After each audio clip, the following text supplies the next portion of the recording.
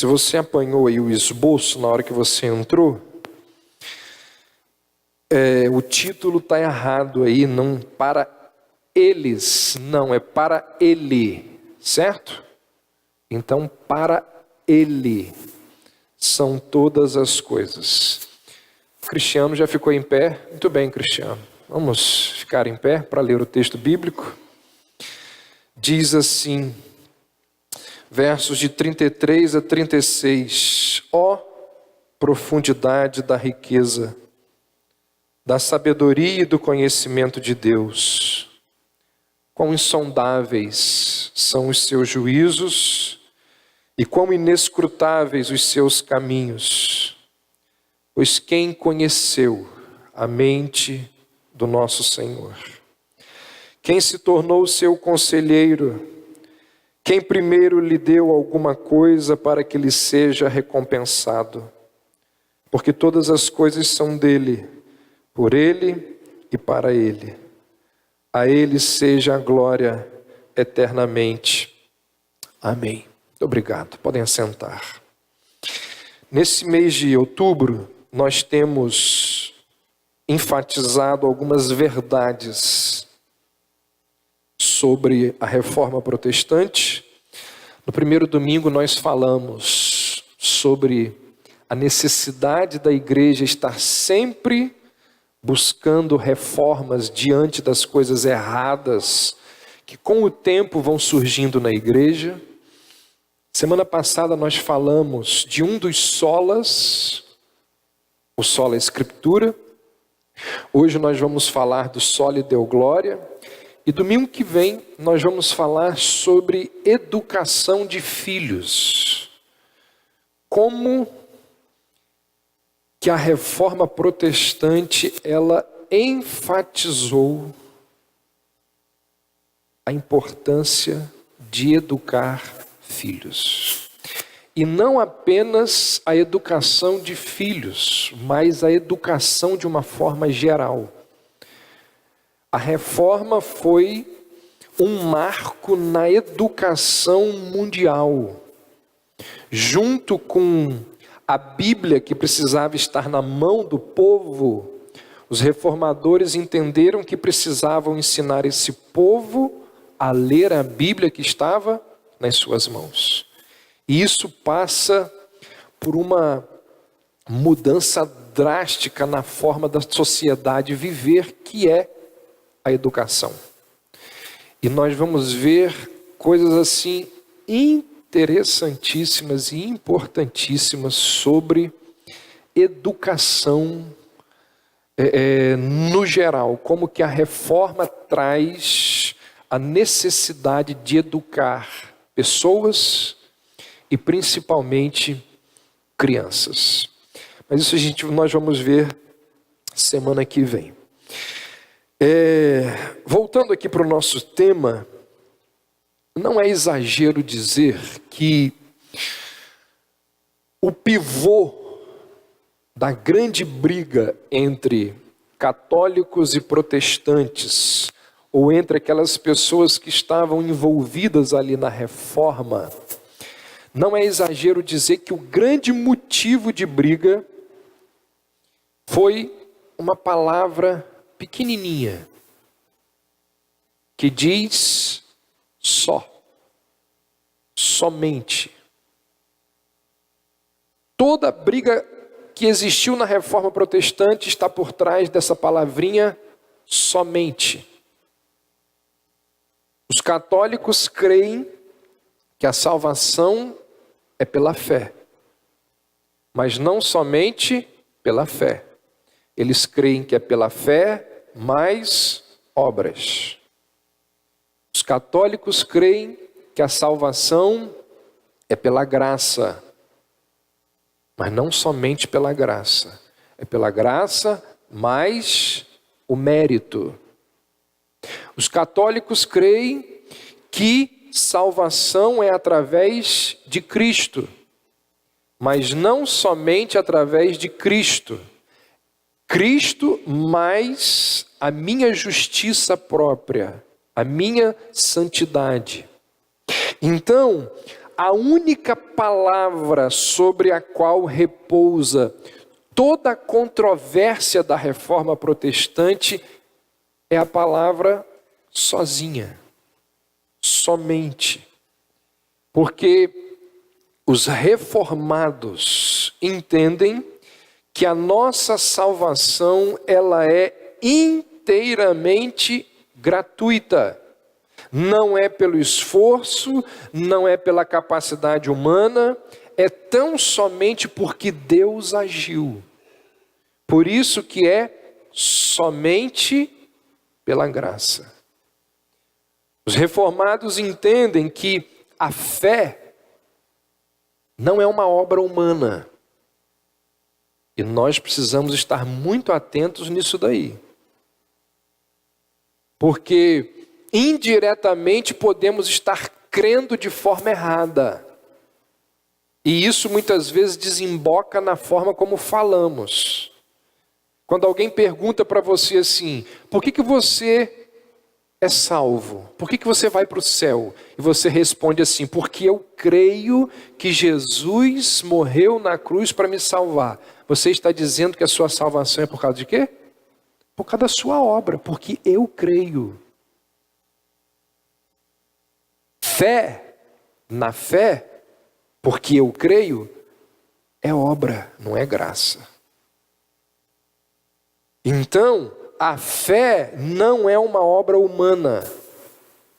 A fé é um dom de Deus. A fé é um instrumento da graça de Deus. Por isso que é somente por fé. Os reformados creem que não há nenhum outro mediador, outro salvador do homem, apenas Jesus Cristo. Por isso que é somente Cristo. Os reformados entendem que a Bíblia é o único padrão de autoridade, é a única regra de fé. Por isso, sola Escritura. E a consequência de tudo isso, da crença no sola gratia, no fide, na Escritura e em Cristo, a consequência de tudo isso nos conduz, nos leva ao quinto slogan da reforma protestante, que é o Soli Deo Gloria. Por quê? Porque nós entendemos que Deus é Ele que comanda o processo de salvação do início ao fim. Por causa disso, nós entendemos que Deus, Ele é merecedor de toda a glória, de todo louvor, de toda adoração.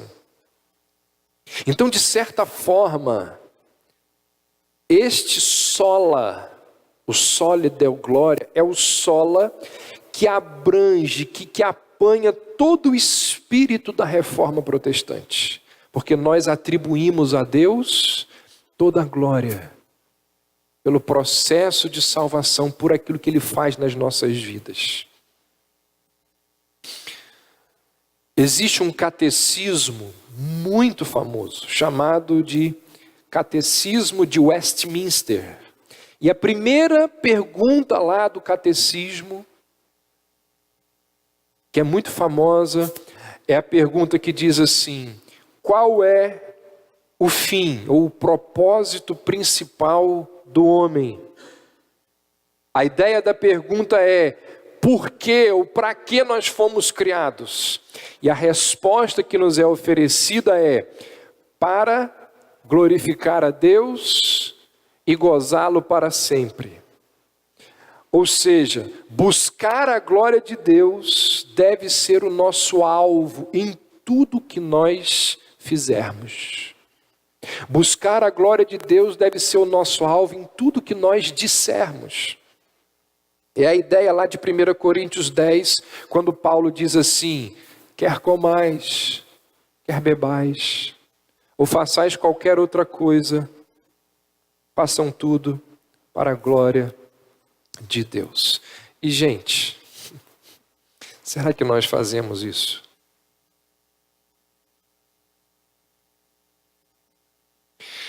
Uma das grandes tragédias do mundo evangélico é não levar tão a sério a glória de Deus. Porque se os homens levassem, se a igreja levasse tão a sério a glória de Deus, não existiria a quantidade de entretenimento que existe na igreja. Não existiria a quantidade de pregações baseadas em autoajuda. Não existiria culto a personalidades, que é algo muito comum em tudo quanto é tipo de denominação. Valorizar homens, honrar homens, trazer aqui para frente do palco homens, dar louvor a homens. Se a igreja realmente, o mundo evangélico, levasse a sério a glória de Deus, muita política que existe no meio das igrejas deixaria de existir. As liturgias, elas não seriam tão preocupadas com o prazer do homem, com a necessidade humana. Como nós costumamos falar, elas não seriam tão antropocêntricas. Se realmente a glória de Deus fosse levada a sério, todas estas coisas deveriam ser deixadas de lado e a preocupação seria tão somente com a glória de Deus. Numa igreja confessional que afirma ser reformada, ou seja, que se preocupa com o soli deo glória, uma liturgia, ela é extremamente simples. Por quê? Porque entende-se que numa liturgia toda honra, todo louvor deve ser para Deus. Por isso que a liturgia é simples, porque a liturgia não é para mim, não é para você, é para o Senhor. Então, se nós nos preocupamos somente com a glória de Deus, o que acontece aqui é para a glória de Deus. Não é para exaltação de um, de outro, do doutor, do político, do irmão que deu uma oferta generosa para a igreja. Ninguém precisa saber que o irmão deu aquela oferta. Ele dá em secreto. E o pai que vê em secreto o recompensará. Mas essa é uma tragédia não só do contexto evangélico, do contexto de igreja. Essa é uma tragédia, muitas vezes, das nossas vidas. Será realmente que as nossas vidas são constantemente dedicadas e ofertadas ao Senhor? Será, gente, que nós comemos e bebemos, como diz Paulo, para a glória de Deus? Paulo está dizendo ali, olha, a nossa vida deve ser um hábito, os nossos hábitos devem constantemente honrar o Senhor. E para a nossa infelicidade, nós não conseguimos perceber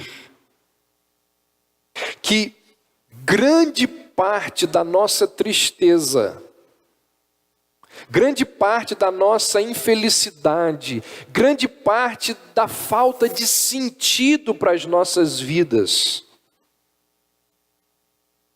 se dá pelo fato de que as nossas vidas não honram ao Senhor, não glorificam ao Senhor. Muitas vezes nós acordamos com aquele vazio. Muitas vezes nós acordamos com aquela sensação de angústia, de falta de significado. Ou muitas vezes nós vivemos momentos assim porque Muitas vezes as nossas vidas não estão preocupadas com a glória de Deus.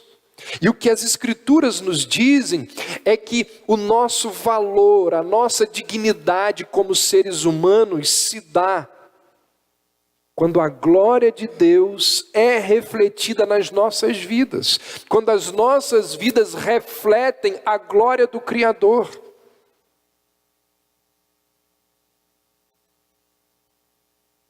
Paulo diz assim: fomos criados para quê?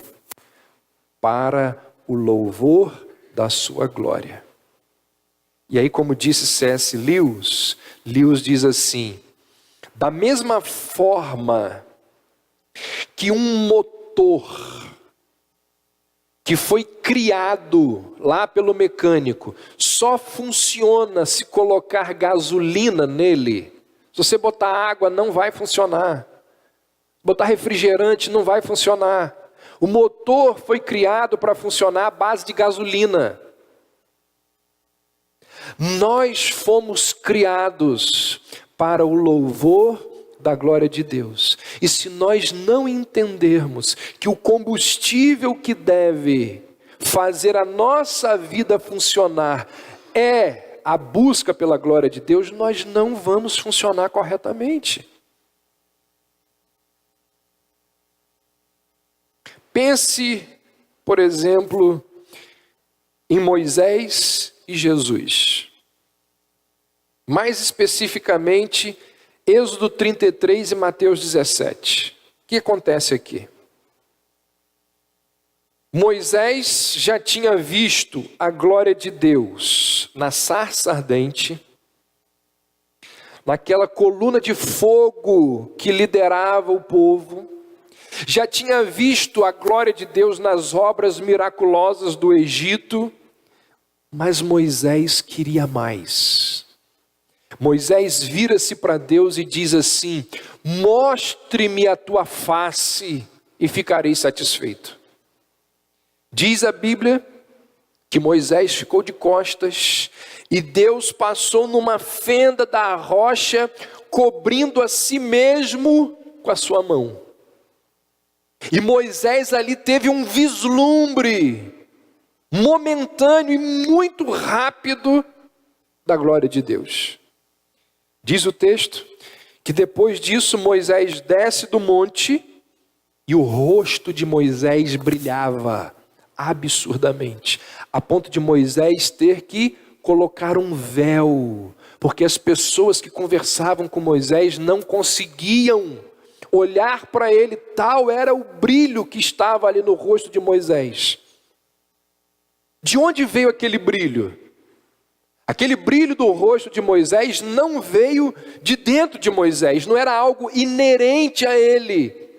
Aquele brilho era um reflexo de um encontro rápido com a glória refulgente do Deus Todo-Poderoso lá no alto do monte.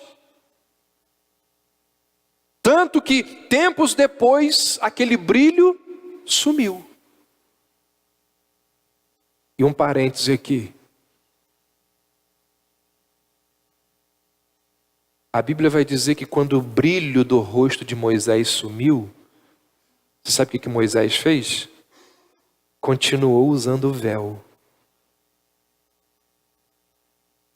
E foi castigado por isso. Sabe por quê? Sabe o que ele quis dizer ali? Que ele continuava tendo uma intimidade com Deus que ele não tinha mais.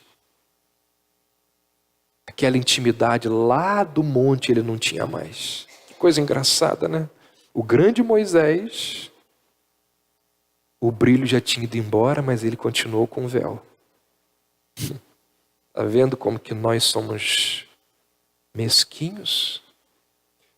Fecha o parêntese. O brilho do rosto de Moisés não era dele, não era inerente a ele. Agora você vai lá em Mateus 17, você encontra ali a narrativa da experiência de Pedro, Tiago e João no Monte da Transfiguração. Nos é dito que naquele monte ali Jesus foi transformado. Jesus foi transfigurado. Uma metamorfose aconteceu. As vestes de Cristo ficaram resplandecentes. Uma luz fulgurante emanava de Cristo. Era mais forte que a luz do meio-dia. Foi algo tão espetacular que diz o texto que os apóstolos caíram por terra em temor e tremor. De onde vinha aquela luz? Aquela luz não era refletida, não era um reflexo da glória de Deus, como no caso de Moisés. Aquela luz, diz a Bíblia, que vinha de dentro do próprio Cristo. Naquele momento da história, a divindade de Cristo irrompeu. Jesus foi transfigurado. E o resultado foi uma manifestação grandiosa da glória de Cristo. Jesus tinha glória em si mesmo. Já Moisés refletiu a glória de Deus. E aí, o que nos propõe o Soli Deo Glória? O que nos propõe o Soli Deo Glória é espelhar e espalhar a glória de Deus. Quando no culto, ou quando em qualquer outra área da vida, nós ficamos com a glória que não é nossa, mas com a glória que é de Deus, nós estamos pecando gravemente. Nós estamos cometendo o mesmo pecado de Satanás. Quando na nossa vida nós não tentamos refletir a glória de Deus, nós nos infelicitamos. Porque a Bíblia nos diz que nós fomos criados para o louvor da glória de Deus. E quando nós insistimos em não viver assim, nós somos os maiores prejudicados. Talvez não exista em todas as Escrituras nenhum hino de adoração tão belo quanto esse que nós lemos aqui em Romanos 11. A passagem aqui, ela ganha um brilho ainda maior se a gente se lembrar do contexto em que essa doxologia, esse hino de louvor foi proferido. A gente olha aqui para o texto e pergunta: esse hino de louvor, ele foi gerado, produzido por causa de alguma bênção recebida? Alguma bênção material? Não. Ele é resultado de algum livramento espetacular, que muitas vezes deu origem a vários salmos. Muitos salmos são resultado de livramentos do Senhor. Ah, se não fosse o Senhor, disse o salmista, que nos tivesse livrado das mãos dos inimigos, eles nos teriam engolido vivos. Livramento, resultado, um hino de louvor. Aqui não é isso, não é resultado de nenhum livramento, de algo especial que Deus realizou. Essa doxologia, esse hino de louvor aqui de Romanos 11, foi feita por Paulo como a conclusão de uma extensa argumentação teológica. Esse hino de louvor é resultado de uma reflexão que o apóstolo Paulo faz da soberania, dos decretos de Deus. O que leva Paulo a glorificar a Deus com toda essa intensidade foi a compreensão, o entendimento que ele teve acerca da soberania de Deus e das prerrogativas desse Deus que é soberano. E aí, dentro dessa estrutura de louvor, existem 3 declarações que nos ajudam a entender o que significa só lhe deu glória. Primeiro, dizer que somente Deus merece receber toda a glória significa que Deus é maior do que nós podemos compreender.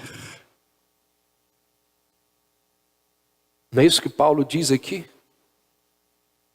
Ele deixa claro que o conhecimento e a sabedoria de Deus não é algo acessível a mim e a você.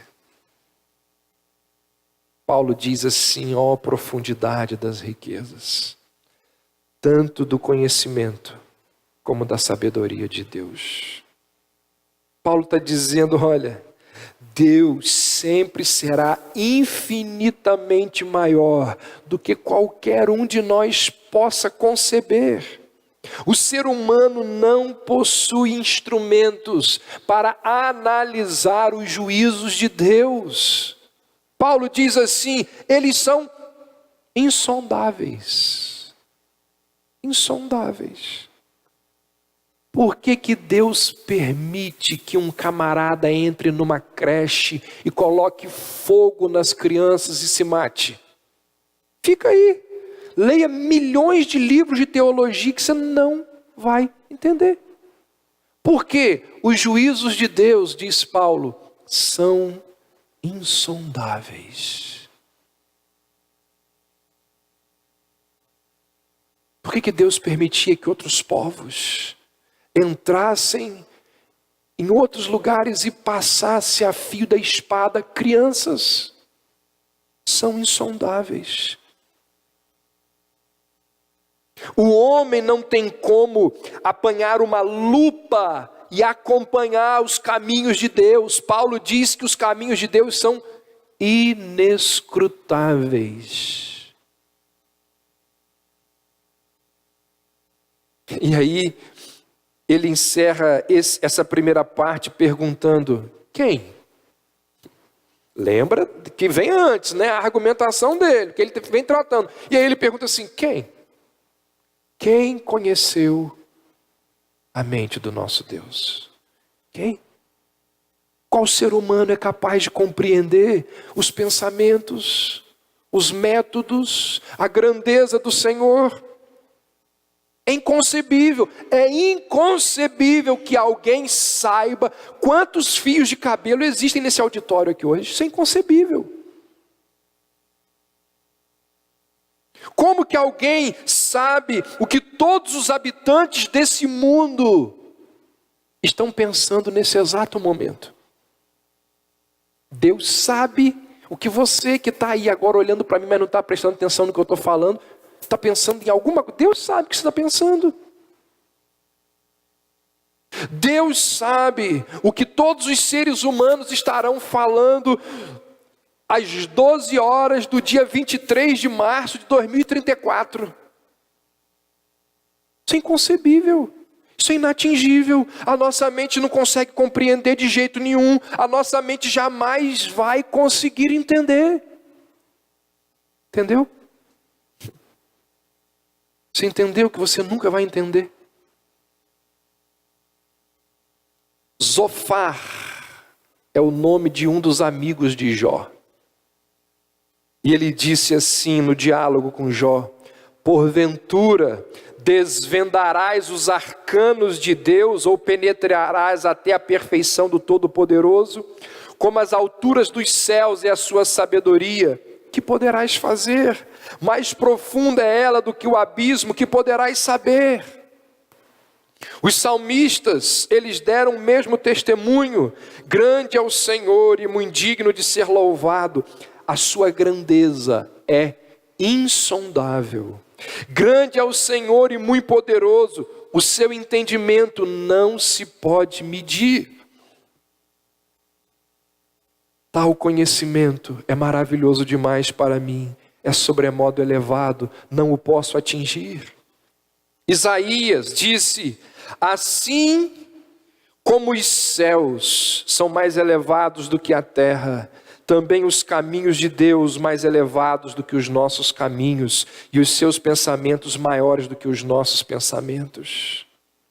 Gente, o que significa só lhe deu glória? Significa que Deus é muito maior do que nós podemos sequer imaginar. Agostinho disse assim: por mais altos que forem os voos do pensamento. Pensa aí numa pessoa extremamente inteligente, capaz, uma mente brilhante, Calvino. Por mais altos que tenham sido os pensamentos de Calvino, chegou nada de perto de Deus. Deus está ainda para além. Se compreendeste, não é Deus. Se pudeste compreender, compreendeste não Deus, mas apenas uma representação de Deus. Se pudeste quase compreender, então foste enganado pela tua reflexão. Agostinho está dizendo assim, se cabe dentro da sua cabeça, não é Deus. Entrou na sua cachola, não é Deus. Se pode ser descrito por você, não é Deus. É isso que o apóstolo está tentando nos mostrar. Deus é muito maior do que nós podemos compreender. Há algo muito preocupante dentro das igrejas atualmente, e até mesmo dentro de igrejas reformadas, é o fato de que os mistérios quase que desapareceram. Algumas pessoas possuem respostas para tudo, parece que já entenderam tudo. Gente, desconfie de pessoas que pensam que podem dar respostas para todas as questões. Às vezes eu estou lá em alguns grupos, vendo algumas coisas no WhatsApp. Você já reparou que tem gente que tem opinião para tudo? É impressionante. Tem coisas da Bíblia no nosso grupo dos jovens que são levantadas que eu, fico quieto, sabe por quê? Eu não sei. Não sei.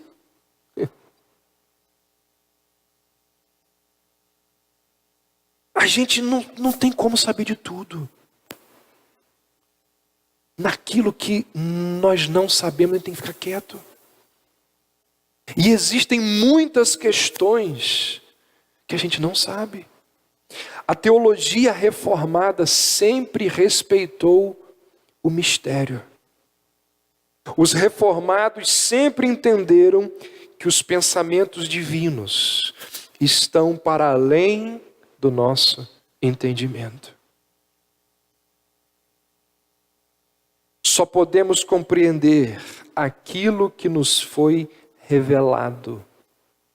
E mesmo isso não nos dá uma compreensão plena da grandeza de Deus. Diante de muitas situações, a nossa resposta deve ser qual? Não sabemos. E ficamos extremamente felizes em não saber. Não satisfaz, nos satisfaz não saber. Porque a Bíblia não diz explicitamente, então me satisfaz. Dizer só lhe deu glória significa não conhecemos totalmente os mistérios e os propósitos de Deus. Dizer só lhe deu glória significa,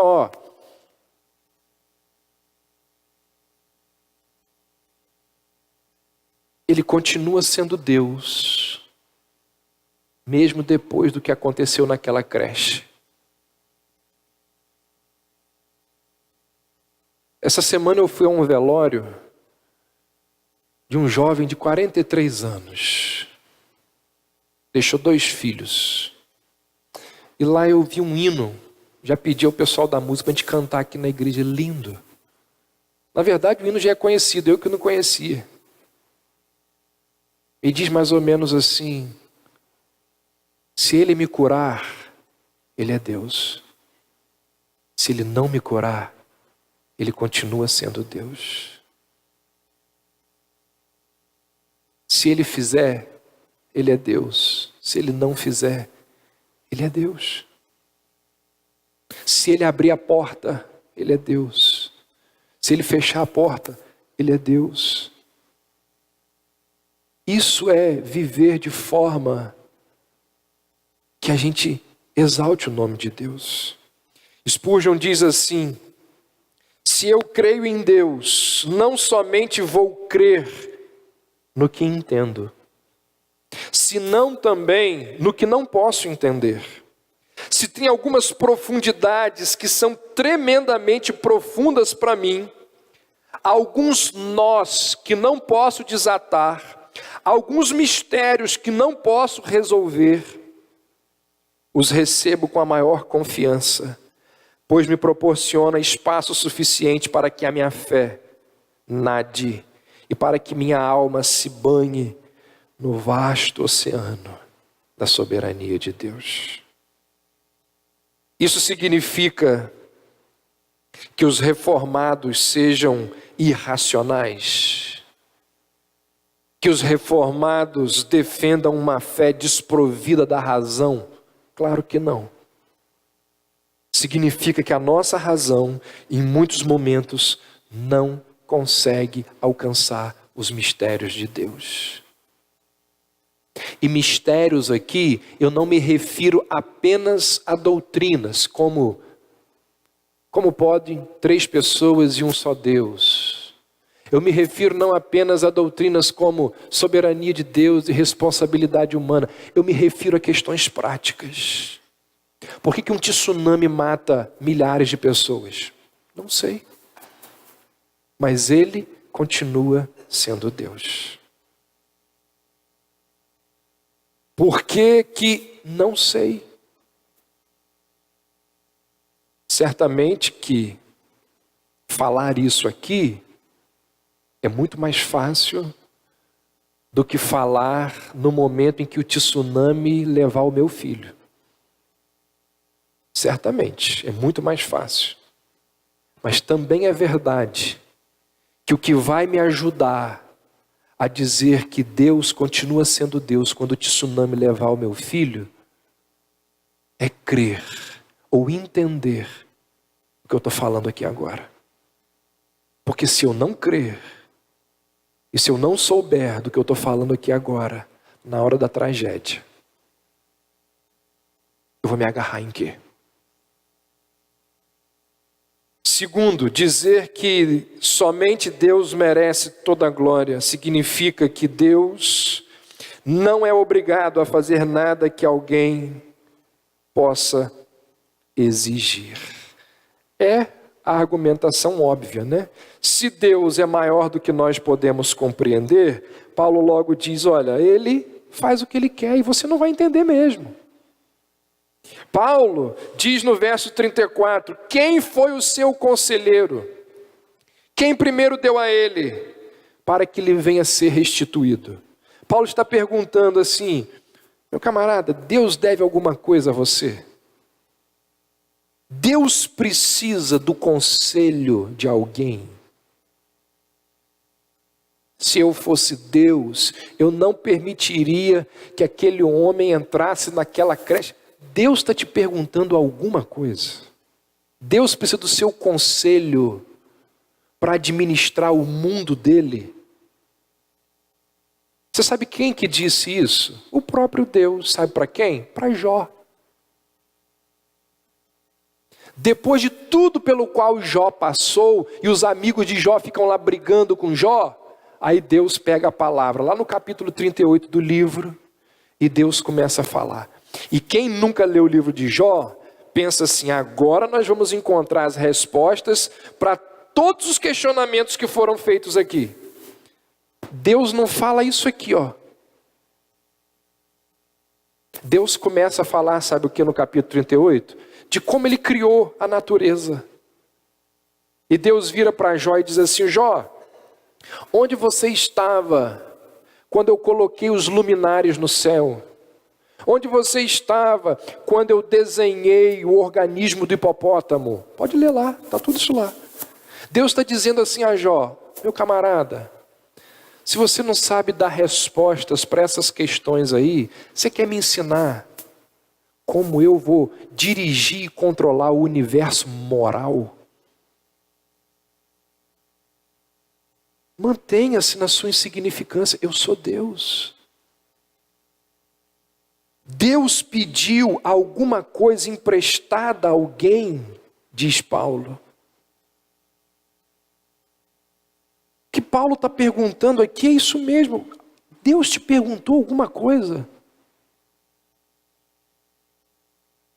E aí no capítulo 9, se a gente voltar um pouquinho, nós não vamos ler, mas no capítulo 9, quando Paulo começa a sua argumentação, que vai desembocar na doxologia, ele mostra ali que os israelitas não estavam crendo no evangelho.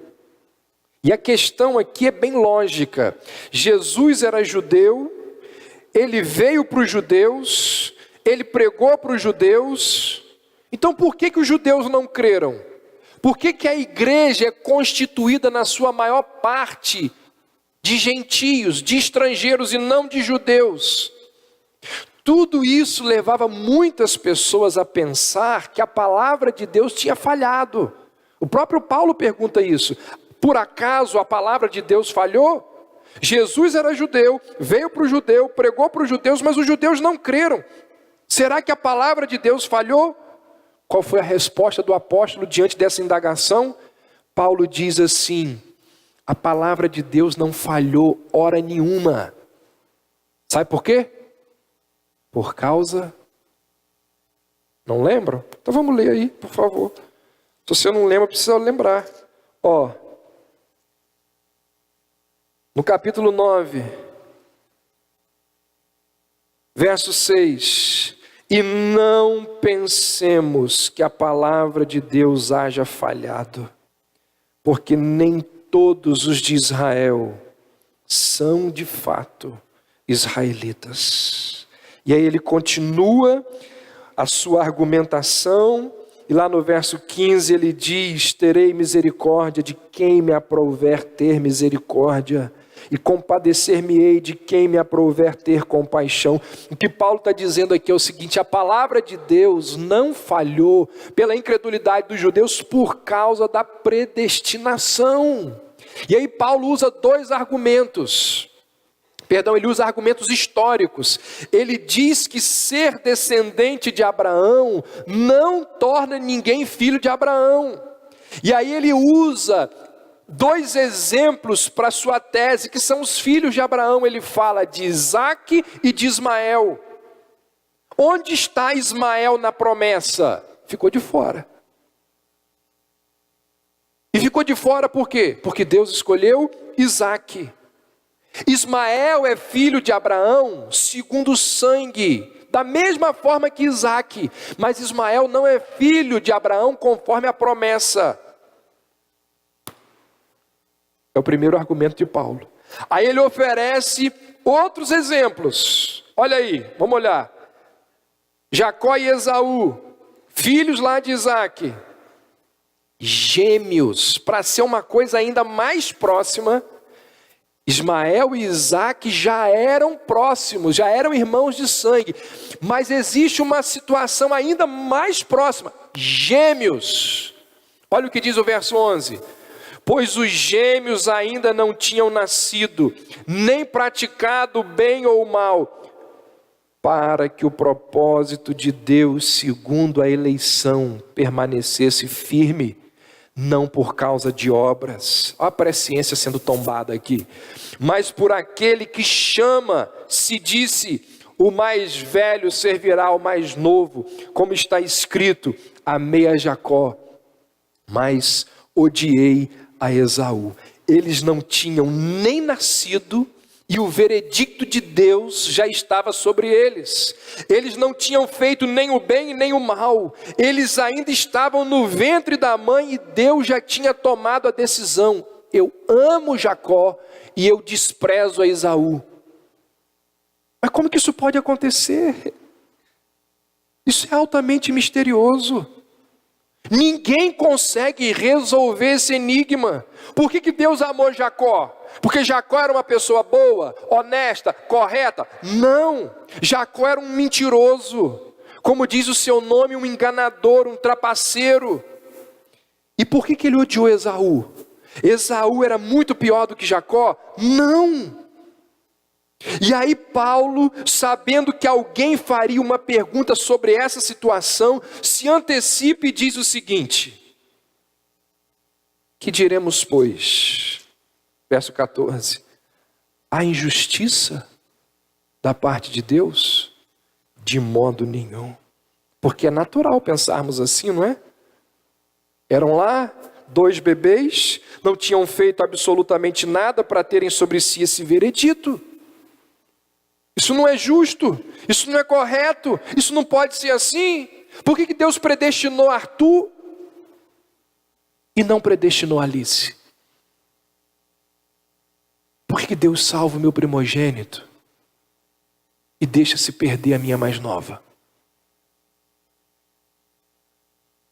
Isso não está certo. Paulo sabia que esse questionamento surgiria.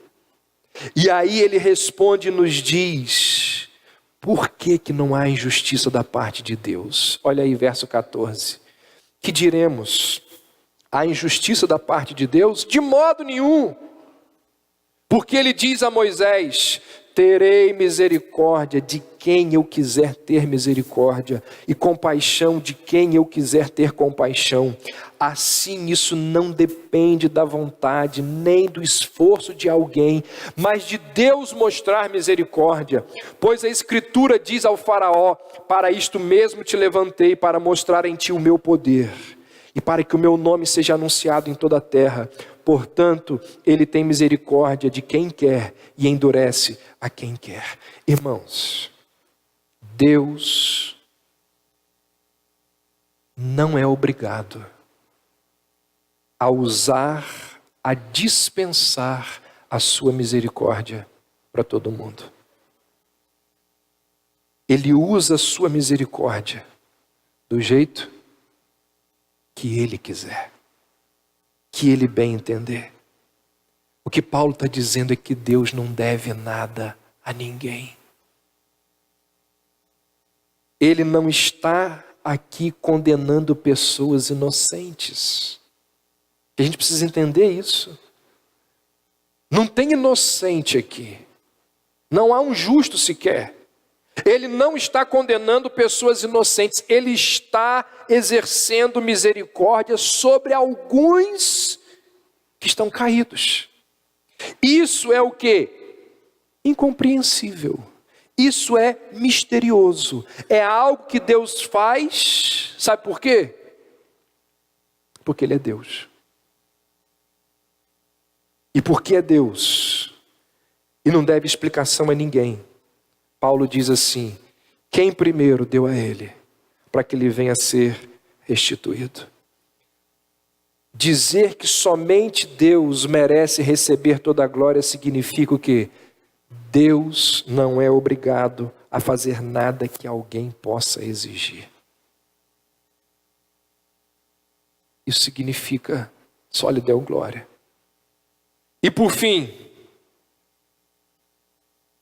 a Deus seja dada toda a glória por tudo o que acontece, inclusive na condenação.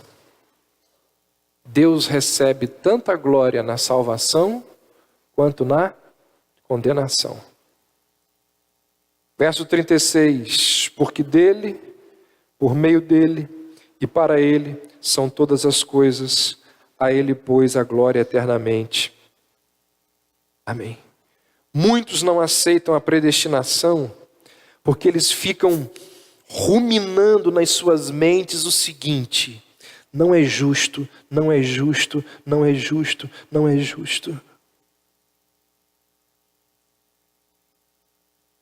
Se Deus fosse ser justo, Deus não ia salvar ninguém.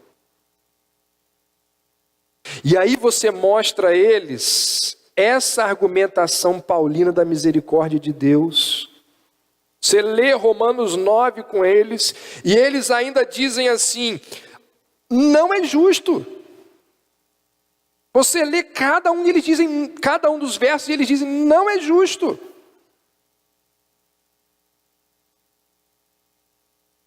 E aí, o que você pode fazer com elas é continuar lendo o texto. Olha o que diz o verso 20.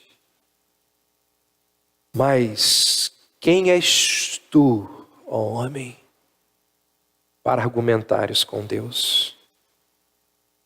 Por acaso a coisa formada dirá ao que a formou: por que me fizeste assim? Ou o oleiro não tem poder sobre o barro, para com a mesma massa fazer um vaso para uso honroso e outro para uso desonroso? Você já foi numa olaria? Já viu o oleiro mexendo no barro? Fica lá aquele negócio rodando ali, ele bota o dedinho assim, o vaso vai tomando várias formas. Uma coisa interessante. Imagine que o oleiro esteja lá trabalhando, fazendo um vaso, e a esposa dele fala assim: olha, eu preciso de um vaso lá para casa, faz uma coisa bem bonita aí, que nós vamos completar tantos anos de casado, eu queria ornamentar a nossa casa, faça um vaso bem bonito. Ele diz: ok, vou pegar um barro da melhor qualidade ali, só para fazer esse vaso. E ele vai lá e pega aquele barro, se é que tem barro de melhor qualidade, né? Deve ter. Aí pega lá e começa a fazer o vaso com todo carinho. Aí meia hora depois a esposa chega e diz assim: olha só, eu me lembrei que além de um vaso, eu estou precisando de uma lixeira. Aí o oleiro diz: não tem problema, sobrou um pouquinho do barro,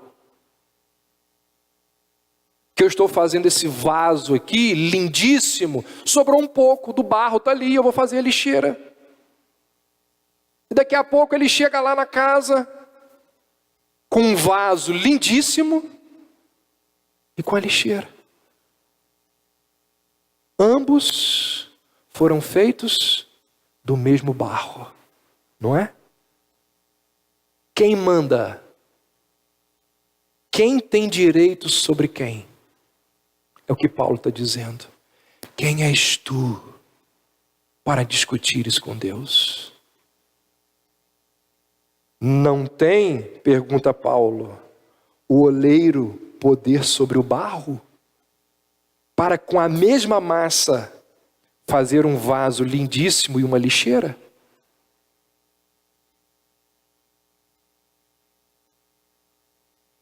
Predestinação não é assunto de discussão, é assunto de adoração. Foi isso que Paulo fez. E ele termina a sua argumentação sobre o tema em louvor. Ele diz: porque dele, por meio dele e para ele são todas as coisas, a ele pois a glória eternamente. Amém. A ele a glória. Sabe o que isso significa? Não sobra nada para a gente. A ele a glória, não sobra nada para o barro. Toda a glória, todo louvor são dados exclusivamente ao oleiro.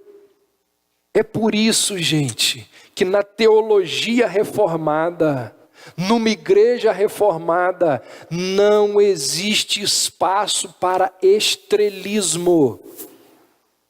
Não existe espaço para, vamos chamar aqui à frente o irmão que é mais importante. Não existe isso, porque o louvor, a honra, a glória, a adoração é tão somente e é exclusivamente de Deus. Isso significa o quê? Só lhe deu glória, é somente dele. Deus é maior do que nós podemos compreender.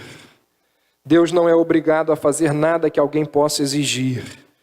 A Deus seja dada toda a glória por tudo o que acontece. Quem conhece um pouquinho da história da Reforma sabe que a grande paixão da vida de Lutero e que provocou a Reforma Protestante foi o sola fide, a doutrina da justificação pela fé. Lutero diz que quando ele entendeu essa verdade, a porta do paraíso se abriu diante dele. Foi essa verdade que provocou aquele incêndio inicial.